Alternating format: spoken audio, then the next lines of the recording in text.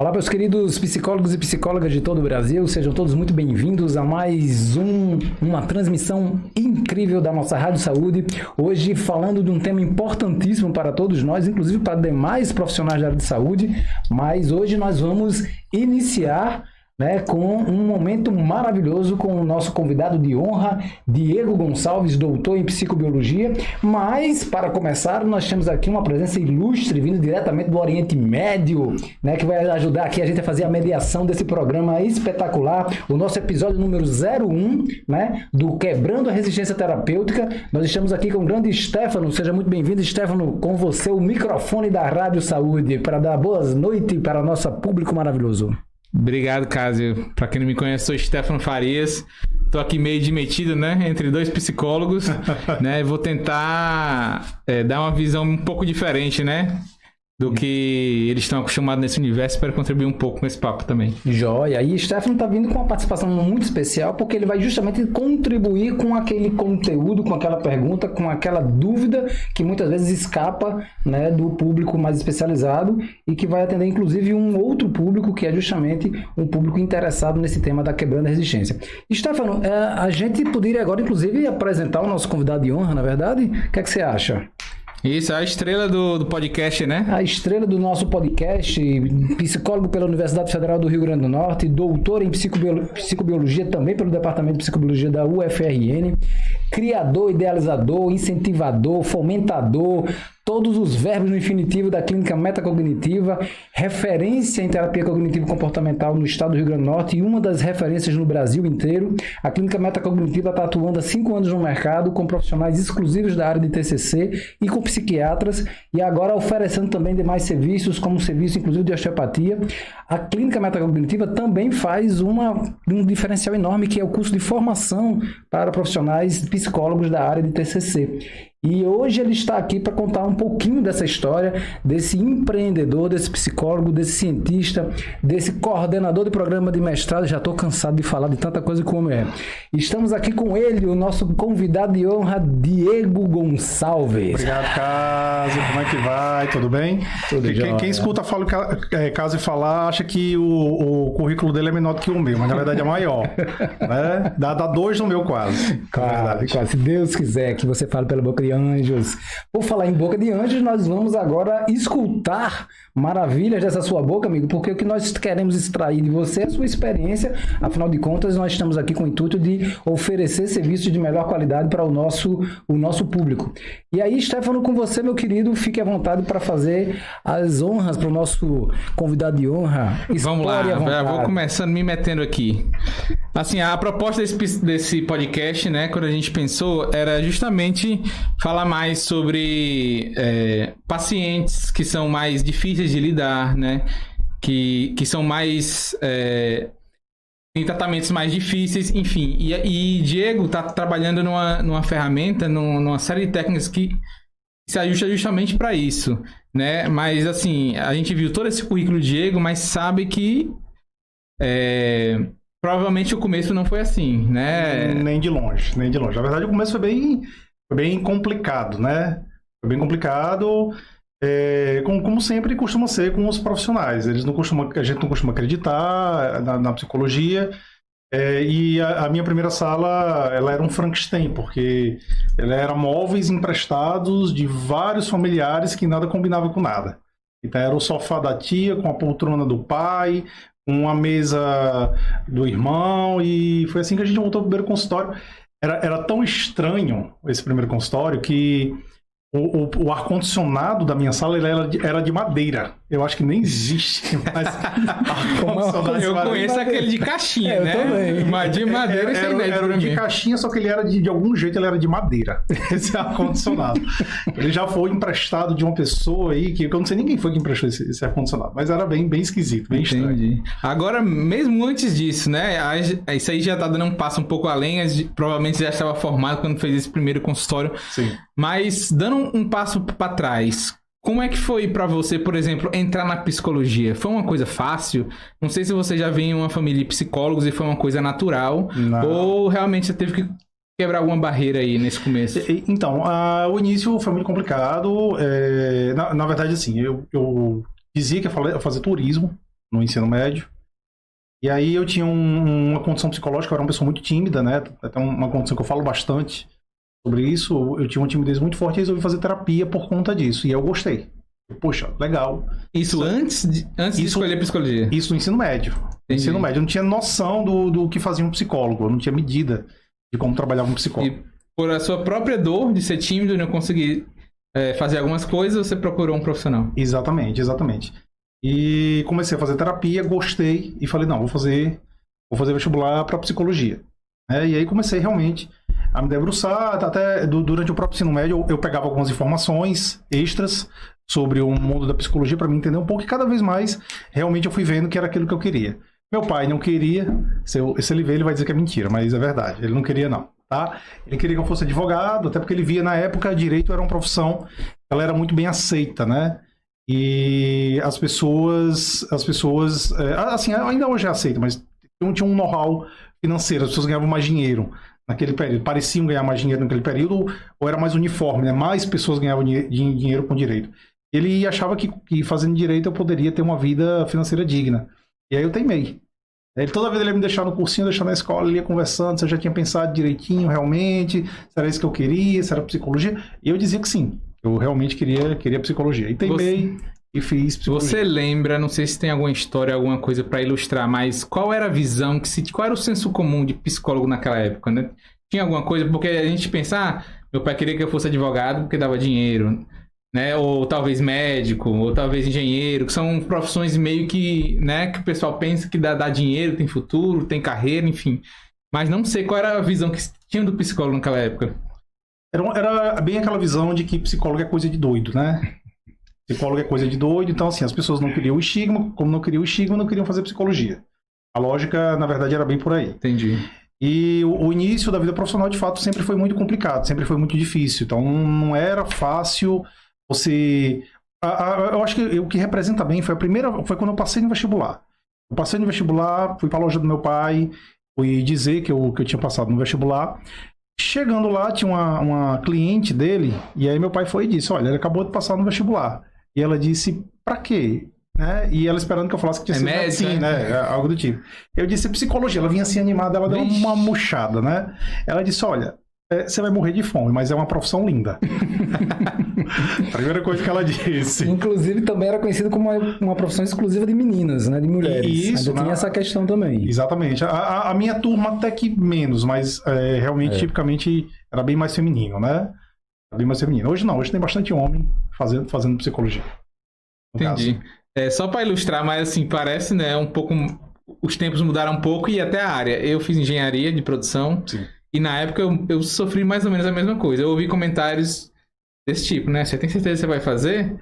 No final das contas, é você que vai sustentar a sua família. E na época, era o quê? 2004, a economia estava ruim, né? O Brasil estava em crise, aquela coisa, né? Uhum. Aí, pô, eu poderia fazer direito ou medicina, que seriam carreiras seguras, mas não, eu tive que também, né, quebrar essa barreira e bater no peito. Ó, eu vou fazer porque eu gosto de matemática, eu gosto de coisas. Sim. Enfim, no final das contas, realmente, o que me disseram era verdade, né? Eu teria que sustentar minha família, mas eu teria que carregar aquele peso, né? Assim como você fez na psicologia. Sim. Inclusive, eu gostaria de aproveitar e fazer já até uma pergunta, Diego. Assim, o que foi a virada da chave para você decidir entre psicologia e desistir dos engenharias, direito, enfim? Foi um processo terapêutico, de fato. Eu até agradecer o meu terapeuta da época, o Dr. Leonardo Nogueira, porque ele foi um diferencial. Eu fiz terapia e vi resultado. Então, eu que era tímido, né, estava até com uma relativa depressão leve naquele momento, e comecei a ver, de fato, a coisa começar a mudar. Entendeu? Então eu comecei a acreditar. Eu falei, poxa, eu quero fazer exatamente isso. Eu quero ajudar as pessoas da mesma maneira que o Dr. Leonardo tá me ajudando. E aí foi quando eu resolvi fazer psicologia, no caso, né? Teve uma situação que eu escutei repetidas vezes que psicólogo não poderia viver de maneira digna. Eu escutei muitas vezes isso. Não, você vai morrer de fome. Não dá dinheiro, não. E eu quis comprar essa causa meio para mim, né? Não que você ficar rico com a psicologia, mas que você vive dignamente da psicologia. E isso é possível. E aí comecei, realmente, no 4º ano, surgiu essa filosofia, no caso. Entendi. Isso já dentro da faculdade, já se falava, mesmo entre os psicólogos graduandos e professores, se falava esse tipo de coisa? Sempre. É típico. Hoje na graduação da psicologia, nas faculdades de psicologia, você vê professores defendendo isso. Olha, se a sua ideia é ganhar dinheiro, psicologia não é o seu curso. Então, essa lógica, ela existe muito fortemente até hoje. Eu nem gosto muito da lógica de você estar falando em ficar rico, ganhar dinheiro. Mas, assim, você paga suas contas, você vive de maneira digna, sobra dinheiro para fazer uma viagem, você consegue ter boas férias. Eu acho que isso é viver dignamente, né? Claro. Havia um tabu, né, Diego, de que não se podia falar em dinheiro, né, no curso de psicologia. Era como se você estivesse corrompendo a psicologia, que era pura, né? Era uma coisa, né, especial demais, divina, né? Exatamente. E a gente vive no mundo financeiro, né? A gente vive num mundo onde as coisas giram em torno disso. Por mais boa vontade que a gente tem, enfim, a gente não tem como sair dessa lógica especificamente. Beleza. Caso o caixote tá no habilitar, não tá? Transmissão? Só pra saber. Aí depois, beleza, você venceu essa primeira barreira, entrou no curso... E aí, foi um mar de flores? Deu tudo certo? Não, teve alguma dificuldade? O que é que você consegue lembrar dessa época? O meu primeiro consultório é bacana. Esse consultório que eu acabei de citar, que era tudo emprestado, né? Olha só, era tudo emprestado e ele era dividido para 5 psicólogos. Então, cada um ficava com um dia. Então, eu era o psicólogo da quarta-feira, né? Eu ficava com a quarta-feira. E aí ele ficava pensando, caramba, todo mundo tinha razão. O interessante é que, de fato, os psicólogos começaram a desistir. Então, a gente alugou 5 psicólogos de imediato, que eram os 5 do estágio da professora Neuciano Gomes. Antes a gente abrir, o primeiro desistiu. Não, tá muito caro, vai ser muito pesado. Tá. Eu lembro que na época a gente pagava R$80 o aluguel. Para dividir, era 400, dividido ficava R$80 para cada um. O primeiro desistiu logo de cara. Tá?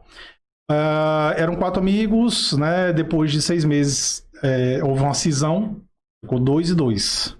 Né? E ficou eu e o psicólogo Hemerson Russo, que hoje é professor da UFERSA.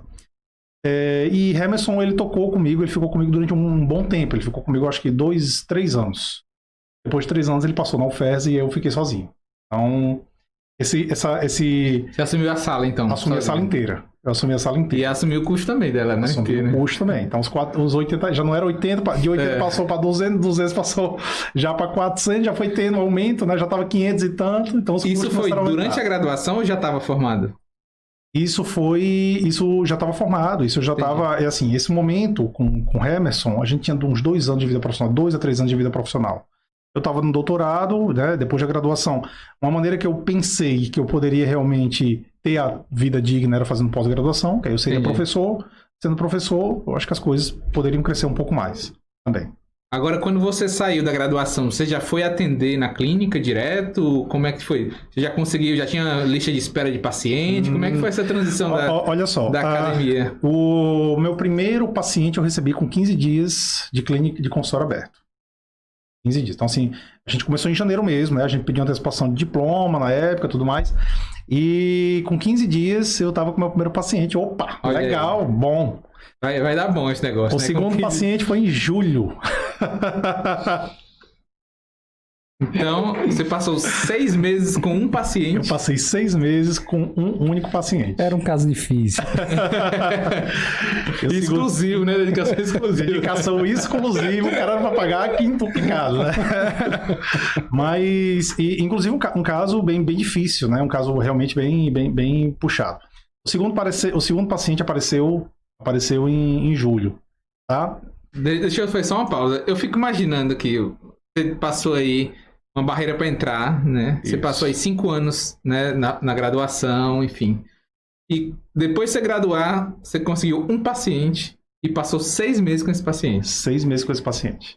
E tem uma coisa importantíssima, né? Que essa realidade que o Diego tá falando aí é uma realidade muito comum a vários psicólogos, pelo menos na nossa época, que se formavam e ficavam com esse tempo todo ocioso. Eu tô falando da nossa época, mas eu tenho certeza que é possível que tem muita gente ainda passando por essa situação. Sim. Eu fico imaginando, assim, não sei se você consegue lembrar, mas o sentimento que ficou naquela hora, né? Não sei se você lembra de assim, caramba, bem que me avisaram que esse negócio não dava dinheiro. Não, né? claro. Você pensou, rapaz, vou fazer outra coisa que aqui já deu. Eu tive, eu acho que uma grande sorte na minha vida que A minha mãe, ela sempre foi uma pessoa muito persistente. Eu acho que eu aprendi muito com ela. É tanto que foram desistindo, né? Então, de 5, ficou 4, de 4, ficou 2, de 2, né? Hamilton não desistiu, ele estaria comigo até hoje, mas ele passou no concurso público. Mas, assim, foi diminuindo as pessoas que foram ficando. É engraçado. Agora, você lembra se essas pessoas iam para outra clínica ou desistiam de atender? Iam para, não sei, outra concurso? 2 desistiram mesmo, 2 desistiram de fato. Eles saíram do consultório. Tem consultório também, então tem 2 que continuam atendendo, certo? E o terceiro foi virar professor, hoje não atende mais. Já tem mais de 10 anos que ele não atende. Mas ficou na área, né? Ele é psicólogo, né? Mas tem bem mais, deve ter uns 13 anos que ele não atende. Tem bem mais tempo. Entendi. Bastante tempo. Né? Sem atender. Então, é muito típico. As pessoas elas vão desistindo porque elas vão vendo as dificuldades e não tem perspectiva de futuro para poder olhar. Então, não tem referência, não tem modelo. Né? Hoje até tem, mas na época não tinha. Não tinha ninguém que você olhasse assim, não, poxa, deu certo para esse aqui, para essa pessoa, então vou seguir um pouco esse caminho aqui. Hoje, na época não tinha ninguém. E você teve uma pessoa que você poderia dizer assim, esse cara foi minha referência, eu segui mais ou menos os passos dele, eu posso considerar ele como um mentor? Ou realmente era mato e foi... Não, era mato. Não tinha, em Natal, eu sou da 2ª turma de TCC da cidade.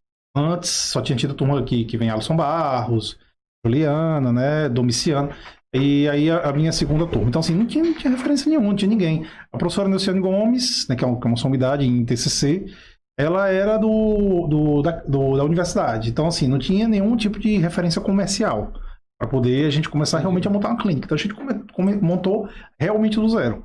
Realmente na tentativa e erro. Não teve nenhuma referência. Não tinha referência nem aqui nem fora.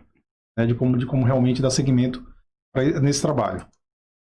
Diego, já que a gente está falando sobre dificuldade, início, né, quebrando a resistência, qual foi a tua primeira grande resistência que você percebeu quando você estava, né, quando você começou no primeiro ano? Já veja que você teve o primeiro paciente em janeiro, né, e o outro 6 meses depois. Hoje, analisando, né, com conteúdo de resistência terapêutica, como é que você analisa aquele período? Como eu disse, sim, eu acho que eu tenho uma sorte, eu acho que talvez até por isso eu comecei a trabalhar um pouco com resistência terapêutica, porque essa condição específica da minha mãe é uma pessoa muito batalhadora, você conhece minha mãe, Cássio? Você sabe como é que ela é, quando ela bota coisa na cabeça, ela vai até o fim. Eu acho que eu peguei um pouco isso emprestado dela. Tanto que, olha só que interessante, janeiro, primeiro paciente, julho, segundo paciente, em outubro eu estava com 16. Caramba. Do mesmo ano. Foi exponencial, né? Exatamente, foi exponencial. Né? E olha só que interessante, o pessoal que ficou pelo meio do caminho durante esse período poderia de repente estar com a mesma quantidade, mas desistiram antes de ver, entendeu? Por 3 meses talvez, ali um pouco mais, um pouco menos, com 10, com 20, tá? Mas por 3 meses o pessoal que foi saindo, né, não teve a possibilidade de ver isso.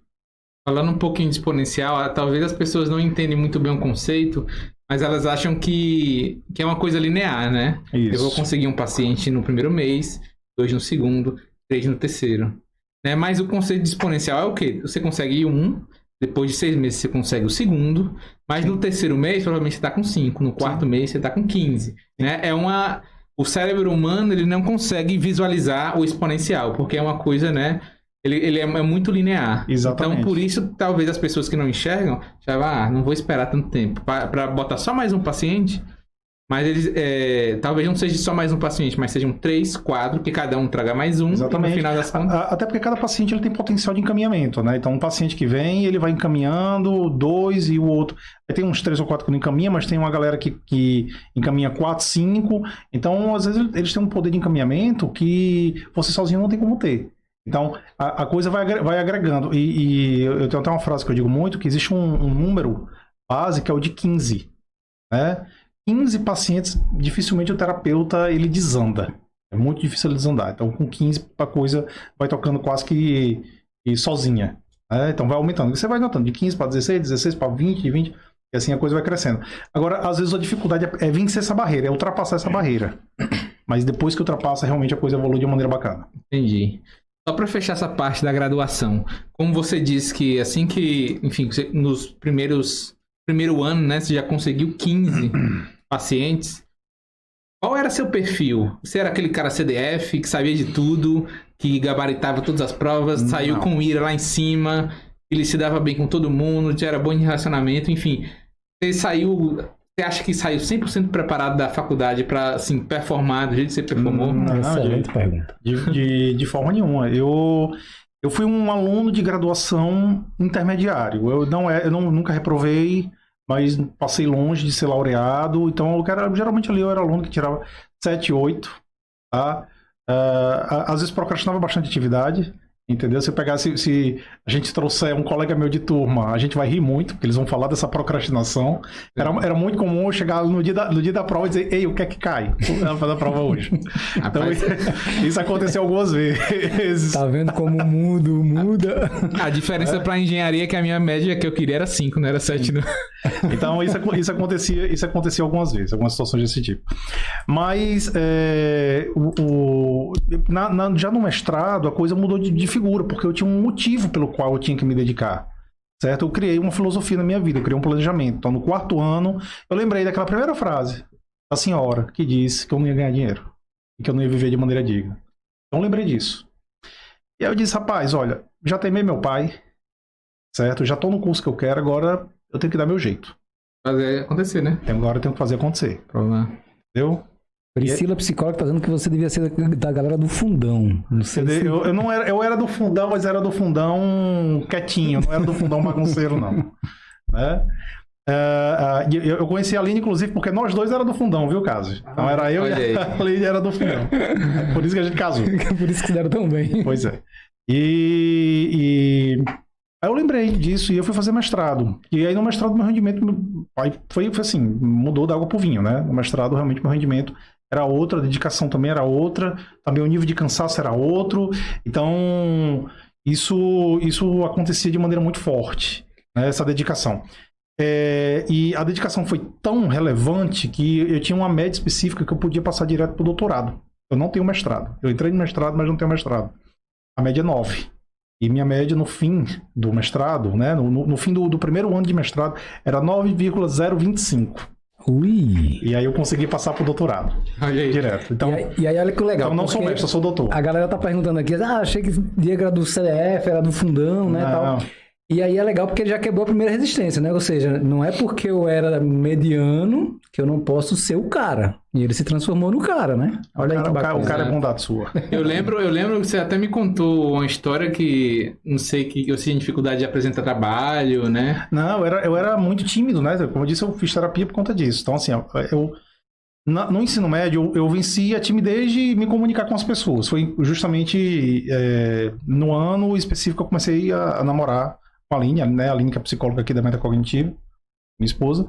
E aí eu venci essa barreira. Opa, já consigo paquerar e já consigo... No 1-1, né? No 1-1 tá valendo. Há controvérsia nessa história, mas vamos lá. Tá? E a segunda grande barreira era falar em público, que aí sim eu não tinha vencido ainda. Então a terapia tinha me ajudado nessa condição, eu tinha ficado sem fazer terapia. E aí, inclusive, não era nem a TCC. Eu tinha ido para uma existencial, eu tinha ido para Gestalt, para essas abordagens. Até que Emerson, que depois virou meu sócio, me fez um questionamento. Ele disse, olha, você fica... E eu, assim como todo mundo, falava mal da TCC, questionava os princípios da terapia cognitiva e tal. Ele disse, você fala porque você não conhece. Se você conhecer, você vai gostar. E aí eu pedi um livro para achar ele, peguei o Terapia Cognitiva, Teoria e Prática, da Judith Beck, e comecei a trabalhar, comecei a estudar esse livro, né? E o livro diz o seguinte, diz, olha, você tem que pensar de maneira positiva, você tem que ter pensamentos o mais positivo que você puder, e tem que aplicar, você tem que experimentar, né? Você tem que enfrentar a situação. E eu fiz isso, e depois tem que tirar uma conclusão positiva. Então o livro ele dizia mais ou menos isso. Então eu comecei a fazer apresentação em sala de aula, eram apresentações muito curtas, de 2 minutos, 3 minutos, era um semestre que tinha muita apresentação, mas eu me obrigava a fazer essas apresentações, até então eu fugia das apresentações. E aí gradativamente esse tempo foi aumentando, de 2 para 5, de 5 para 10. No final do semestre eu vi que eu estava falando 20 minutos. Tá? E eu disse, opa, isso está funcionando, então precisamos continuar. E foi quando eu decidi fazer mestrado. Fazer mestrado teve a questão do planinho, de me tornar professor, porque isso vai me dar um rendimento e tudo mais, né? E eu ia poder realmente criar minha clínica, que em 2014 eu já tinha pensado nessa clínica, no caso. E eu estruturaria a partir do momento que eu me tornasse professor. Então a lógica era um pouco por aí. Quanto tempo depois que você começou a atuar para começar a sonhar com a clínica? Que eu acho que é uma coisa importante. Não, na faculdade ainda eu estava sonhando com a clínica. Já estava sonhando. Eu sonhava sistematicamente com essa clínica. Então, assim, só que a clínica era pro mater. A meta cognitiva, que não era, na época não era meta cognitiva, né? Era a pro mater. Eu sonhava assim. Uma sala. Eu sonhava. Não, era a pro mater. Era o hospital inteiro, a clínica. Olha aí. Pra quem sonhar com as estrelas, eu posso ter o universo. Rapaz, né? Curiosamente, eu fui atender do lado da Promater, né? Eu atendi, passei 5 anos atendendo do lado da Promater. Do lado. Diferença de 2 prédios da Promater. Então, curiosamente, isso aconteceu. E eu sonhava sistematicamente, eu era bem sonhador nesse aspecto, né? Só que aí eu tentei botar o pé no chão, falei, claro, uma Promater eu não vou ter, mas eu vou me organizar, eu vou planejar, fazer o passo a passo para poder ter a minha clínica. E eu coloquei uma data naquele período. Em 2004, eu pensei em uma data, e essa data foi 1º de janeiro de 2015. Entendeu? E aí eu fiz os passos, vou fazer mestrado, vou fazer doutorado. E o lance até de tirar a média 9 era para ganhar tempo, ó, tenho que correr, porque eu já tenho que começar a trabalhar como professor tal, né? Então eu já comecei a pensar por essa perspectiva também. Legal. Você acha que isso, né, ter essa visão, ter essa ambição, né, as pessoas acham muito que é uma palavra negativa, né? Sim. Mas você acha que isso já foi um diferencial para você? Porque você chegou a comentar, né, que psicólogos não acreditam neles mesmos, né? Acha que é uma carreira que não dá para viver dignamente.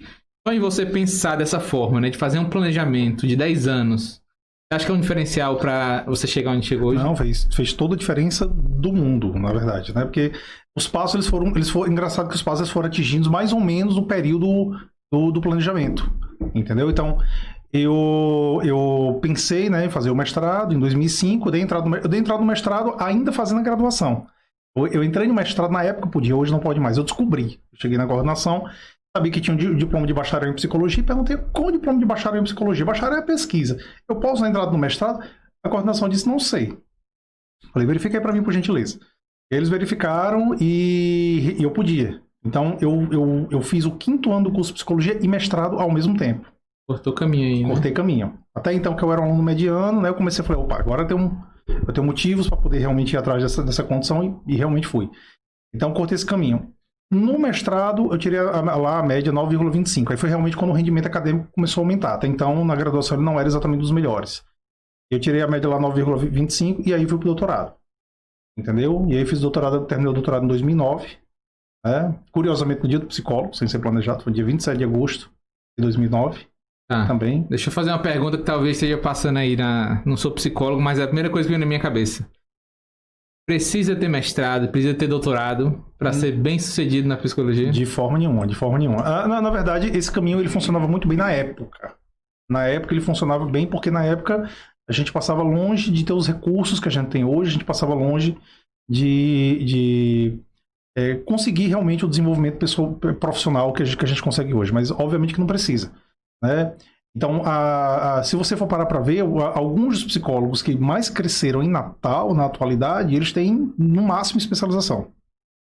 Certo? Eles não têm mestrado, não têm doutorado. Inclusive, tendo, vamos dizer, vivendo mais dignamente do que muitos professores. Até porque o momento atual, mestrado e doutorado não está lá dos melhores. Né? Então, o valor da hora-aula na maioria das faculdades do Brasil, ele tem caído. Então, assim, eu vou dar uma proporção... comparativamente a quando eu entrei em 2012 em uma das faculdades aqui de Natal, eu acho que na mesma condição, com a mesma titulação, o professor hoje está ganhando 40% menos. 8 anos depois, ele está ganhando 40% menos. Então tá caindo. E as pessoas estão procurando justamente alternativas, né, para poder conseguir lidar com isso. Então, eu acho que até existe um movimento de saída das faculdades, por parte do pessoal que tem mestrado e doutorado. Vindo para o mercado, né? E vindo para o mercado. Legal, interessante. Então a gente passou aí pela parte da graduação, pelos seus primeiros pacientes, né? Pelo seu sonho de montar sua clínica, né? E hoje a gente vê tudo concretizado aqui, né? Você tem uma clínica própria, provavelmente você tem seus próprios pacientes. Sim, claro. Né? E a gente vê que aqui na Meta Cognitiva você faz, além de atender, né? Como psicólogo, você faz cursos, você faz acompanhamento de carreira com os psicólogos, Isso. né? É impressão minha ou você tá tentando ser esse mentor que você não teve, né? Não sei, que você tá tentando contribuir de alguma forma. Eu não tento ser o mentor. Eu acho assim, eu tava até comentando isso agora há pouco. Eu tento sempre a filosofia. Eu tento mostrar que é possível viver dignamente da psicologia. Eu acho que essa filosofia, assim, esse fato que aconteceu quando a primeira vez que, assim, que eu tinha alguma coisa a ver com a psicologia, a primeira coisa que eu escutei é que você não vai viver de maneira digna da psicologia. Eu não escutei, não foi uma vez não. Tô lembrado que eu escutei, eu acho que por 2 ou 3 pessoas, logo de cara. Entendeu? E eu acho que eu me programei para poder provar o contrário. Né? Quando eu tinha... Até respondendo um pouco a pergunta do mestrado e doutorado, quando eu cheguei nos 16 pacientes, eu não era nem uma coisa nem outra. Eu tinha acabado de sair da faculdade, foi no primeiro ano da faculdade. Então você lotou a agenda com a graduação e com um ano de mercado. Eu ultrapassei a linha, aquela linha dos 15 né? Mínima, tá? No primeiro ano da graduação. Então a linha dos 15 eu ultrapassei no primeiro ano. Então não é uma desculpa, né? Para aquele que diz, não, agora eu tenho que fazer um mestrado para abrir minha salinha. Agora eu tenho que fazer um doutorado. Tem aquela síndrome, né? De sempre querer. Isso. O mestrado eu acho que ele só validou, talvez, as conquistas que já tinham acontecido, né? Mas ele não foi o motivo de ter lotado, no caso. Legal. Assim, entrando mais no tema do podcast, que realmente é o primeiro episódio do Quebrando a Resistência Terapêutica, não sei se na época você já conhecia o conceito, mas pelo que eu tô vendo da sua história, você tá quebrando resistências aí na sua trajetória, né? Inteiro. Pois é, eu acho que exatamente por conta disso que eu quebrava, né? Eu tentava quebrar essas resistências. Eu acho que a primeira grande resistência foi a timidez, e eu fui tímido durante muito tempo, né? Eu fui tímido desde quando eu me entendo por gente até os meus 24 anos de idade. Com 24 anos, eu acho que foi a primeira vez que eu lembro e digo, poxa, eu não sou mais tímido. Certo? Então foi tímido durante muito tempo. Depois que eu quebrei essa barreira, tá? As coisas mudaram muito. Eu tirei uma conclusão assim que não existe muito a questão do dom, de inteligência, de capacidades extraordinárias. Existe ação. Se você faz, as coisas vão acontecer. Então eu comecei a prestar atenção que a sua ação é que é o determinante exatamente para as coisas começarem a acontecer. Claro, tem ações que levam a resultados melhores. A gente precisa definir que ações são essas. Né? Mas é muito mais a ação do que exatamente uma capacidade extraordinária que alguém venha a ter. Entendeu? Legal. E assim, entrando mais no tema da resistência, assim, em alguns próximos episódios a gente vai entrar a fundo, né? Os conceitos de cada técnica que você, enfim, desenvolveu. Mas assim, falando de resistência em si em geral, né? Pelo menos na física, né? Que eu estudei muito na faculdade, resistência é aquela coisa que não deixa você evoluir, né? Aquele que tá lhe atrapalhando, que tá lhe jogando para trás. Exatamente. E na física, a resistência causa atrito, né? Tanto que quando você vai fazer fogo na floresta, você faz atrito e causa fogo, né? Exatamente. Então... isso se aplica, esse conceito de resistência se aplica também para o psicólogo, para os processos terapêuticos que vocês fazem? Não, claro. A resistência existe em tudo, né? Porque a gente não para ver, não para analisar direitinho, mas a resistência está em todo lugar. Eu vejo resistência nos hospitais. No momento que o médico ele está passando um procedimento terapêutico, uma medicação, alguma coisa, e o paciente resiste. Eu vejo na escola, no momento que o professor está dando uma orientação, e o aluno também entra em processo de resistência. Eu vejo em vendas, eu vejo em todo lugar resistência. Eu costumo dizer que toda vida que tem 2 pessoas se comunicando, né, tomando decisões, e você pode resistir essa tomada de decisão, a gente tem um processo ali de resistência, né? Então, ele está em todo lugar. Agora, a gente fala de resistência terapêutica porque o nome se popularizou muito com a psicanálise, ok? Mas existem muitas outras possibilidades de visão em cima da resistência, no caso. Eu consigo ver claramente em relação marido e esposa, né? Você quer ir para um restaurante e ela quer ir para outra. Isso. Quem vai ganhar? Quem quebrar, quem der mais argumentos que convença o outro. Isso é um tipo de resistência, né? Que você está quebrando. Com certeza. Nas vendas também, né? Você vai comprar um sofá novo, né? Você tem que quebrar todas as suas resistências para ser convencido. Não, esse é o sofá que eu quero. Sim.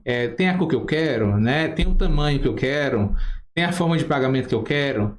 E se deu sim para tudo isso, então você compra. Se der não para uma, já é um motivo. Eu não vou comprar. Então, realmente é um conceito mais geral, né? Não é uma coisa muito específica. Sim, com certeza. Com certeza. Então, sim, é um conceito muito abrangente. E o psicólogo ele também tem resistência. Então, tudo isso que a gente está falando sobre o próprio desenvolvimento pessoal não deixa de ser um processo de resistência. É resistência também, nesse caso. E é interessante que até tenha a ferramenta, até sabe do conceito, mas talvez se aplique muito pouco, talvez quebre muito pouco desse processo de resistência. Então, eu acho que minha primeira grande atividade, quando a gente começa os cursos aqui, é mostrar para os alunos que eles podem ter esse desenvolvimento pessoal, profissional, técnico e assim por diante. E muitas vezes eles não acreditam. Entendi. Eu fico imaginando, não sei se deve passar com caso também, eu fico imaginando vocês, né? Então, na sala de vocês, de repente chega uma pessoa que você nunca viu na vida com um problema emocional. Eu não sei o que passa na cabeça de vocês, mas eu imagino. Caramba, e se esse cara vier com um negócio que eu não consegui resolver? Né? Ou essa pessoa é um cara agressivo, ou como é que ele vai se comportar comigo? Principalmente mulheres, né? Tem muitas psicólogas mulheres e de repente vai atender um homem, não sei. Não sei se os conceitos de psicologia estão mais bem aceitos na sociedade hoje em dia, porque você disse que na sua época era um pouco mais de coisa de doido, enfim. Mas eu fico imaginando, né? De repente entra uma pessoa na sua sala que você nunca viu na vida e ter que tratar essa pessoa. E você sem saber como vai ser essa pessoa. Então, o processo terapêutico é um processo de uma relação entre duas pessoas. Você vai receber aquela demanda. Se você já já aprendeu, né, a trabalhar com aquela demanda específica, obviamente vai ser muito mais fácil para você. Mas mesmo quando você pega quadros clínicos que você já está muito habituado, acontece bastante de ter ali uma característica do paciente, por exemplo, e a coisa engalha, a coisa parece que não anda, entendeu? Então, e aí vem o processo de resistência, né? Às vezes até a própria química do processo terapêutico, até o próprio rapport estabelecido pode fazer com que a coisa dê uma parada, entendeu? E a gente vê a terapia, às vezes, ela dá uma estagnada. Essas crenças específicas, o que acontece muitas vezes é que o terapeuta, ele antecipa isso. E eu costumo dizer, deixa ver o que é que vem. Tá? Então, em 90%, 80%, 90% dos casos você consegue manejar, você tem manejo. Para mais ou para menos, né? Um pouco mais, um pouco menos, mas você consegue ter manejo. É uma quantidade muito pequena de casos que você não tem o que fazer pelo paciente, que é muito complicado você ajudar o seu paciente. Então, a quantidade específica de pacientes que você consegue realmente quebrar a resistência e resolver é muito alta, desde que você saiba usar das estratégias de quebra de resistência. Diego, a gente está falando aqui bastante de resistência e você passou aí pela história do psicólogo, do empreendedor, o que acaba sendo um estímulo para muitos dos colegas. Sim. E você resolveu se dedicar um tempo atrás justamente ao tema da resistência, que eu acho que tem tudo a ver com esse episódio número 1 que a gente está fazendo, por que estudar a resistência e não outros temas, de repente, da psicologia? Olha só, a TCC ela tem uma veia muito sistemática de tratamento, ele tem uma lógica de início, meio e fim do tratamento. E a gente tem uma previsibilidade de quanto tempo, mais ou menos, um paciente ele deve passar em terapia. E eu fui notando que esse tempo ele ia esticando. E eu usava as ferramentas específicas, os estagiários usavam as ferramentas que deveriam ser utilizadas para, de fato, a gente ter a evolução clínica do paciente. E mesmo com as ferramentas corretas, a evolução ela não acontecia. E aí eu comecei a procurar literatura na época sobre resistência terapêutica e não encontrava praticamente nada sobre o tema. Então eu encontrei um único livro em português e assim, novamente, assim como no início da vida profissional, eu tive que me desbravar, eu tive que ir atrás, eu tive que testar muita coisa para poder começar a colocar em prática. Tá? E aí eu comecei a procurar também literatura estrangeira e comecei a encontrar um pouco mais de material, mas mesmo assim não é muita coisa. E essa dificuldade que eu já com, sei lá, 10 anos de vida profissional tinha, você imagina, né? Quem tá saindo, né? Quem tava começando. Então, que aí é um dos motivos, inclusive, do processo de desistência. Eu peguei ali 3 ou 4 casos muito complicados, não sei o que fazer com esse caso, eu não dou para ser psicólogo. É muito complicado ser psicólogo. Então, às vezes o paciente, o terapeuta, ele entra em processo de desistência porque ele não sabe exatamente o que fazer com esses casos clínicos. E aí foi quando a gente começou a trabalhar com resistência, né? Eu comecei a ensinar, eu comecei a ter palestras sobre resistência, que eu fazia aqui mesmo na Metacognitiva, no caso. E depois eu comecei a realmente comecei a pegar os primeiros cursos, que foi agora do ano passado para cá. Entendeu? E quem começa a aplicar já relata realmente uma evolução muito grande da evolução clínica dos pacientes, né? Eles já notam diferença realmente nessa evolução clínica. Entendi. Então você tem casos práticos que, assim, provavelmente você aplicou Sim. e alunos aplicaram, não é simplesmente um conceito que você pegou lá de fora e está trazendo, mas você tem resultados práticos com isso já? É isso? Não, a gente já tem mais de 60 alunos formados nesse período e o resultado com resultados muito bacanas, os próprios podem falar, né? Eu acho bacana quando eles falam, porque aí eles conseguem dizer exatamente do resultado da prática clínica de resistência terapêutica. Então, a questão dos estilos terapêuticos ou a quebra do processamento de informação, né? Da reatância, da teoria da autoverificação, que eles começam a quebrar no paciente e aí eles começam a notar realmente uma evolução no atendimento clínico. Entendi. No caso. E só para dar uma ilustrada, principalmente para mim que não sou da área, o que acontece quando você quebra essa série de resistências que você tem como terapeuta e com o paciente? O que acontece? Como é que se torna a sua vida? O céu abre. A maioria dos pacientes eles entram em resistência porque eles têm medo do que podem sentir ou do que pode acontecer caso eles venham a enfrentar o problema. Então, assim, eles geralmente têm muito medo do desconforto, né? Desconforto que pode surgir a partir daí. A partir do momento que o terapeuta ele faz uso dessas ferramentas, ele começa a quebrar esse processo de resistência, ele começa a ver o paciente enfrentar mais as suas demandas clínicas e questionar mais, enfrentar mais, né? E aí você vê uma evolução. Você vê ele conseguir subir alguns degraus a partir daí. Legal. Né? A gente vai entrar em detalhes em cada coisa dessa que o Diego falou nos próximos episódios. Com certeza esse foi só mais uma introdução, né? Exato. Todo mundo conhecer melhor a história de Diego, esse conceito mais geral de resistência. Esse foi o episódio número 01 do curso Quebrando a Resistência, que você acompanha aqui no podcast da Rádio Saúde, do curso Quebrando a Resistência, com a participação especialíssima do nosso mediador Stefano, vindo diretamente do Oriente Médio, para desdobrar as nossas resistências. E, claro, a gente não podia falar com outra pessoa, senão o Papa hoje em resistência terapêutica, o senhor Diego Gonçalves Macedo, que, inclusive, para aquela situação que você falou do casal, é sensacional, né? Quem não quer ter um casamento eu acho que eu vou aprender essas técnicas aí, eu tô precisando. O bacana de casa é que quem é amigo de casa, a autoestima é lá em cima, né? O cara realmente ficou uma autoestima muito boa.